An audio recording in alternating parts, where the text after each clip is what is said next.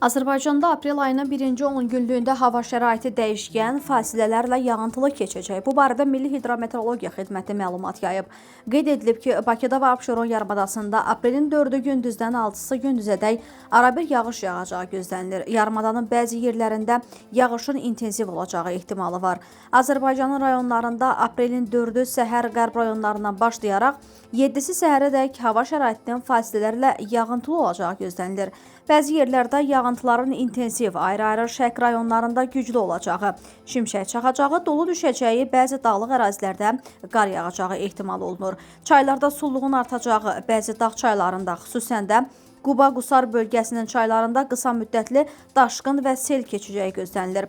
Aprelin 4-ü 7-sində gözlənilən yağıntılı hava şəraitindən sonra 7-si gündüz və 8-də yağıntıda qısa fasilə yaransa da 9-u gündüzdən yenidən yağıntılı hava şəraiti müşahidə olunacaq.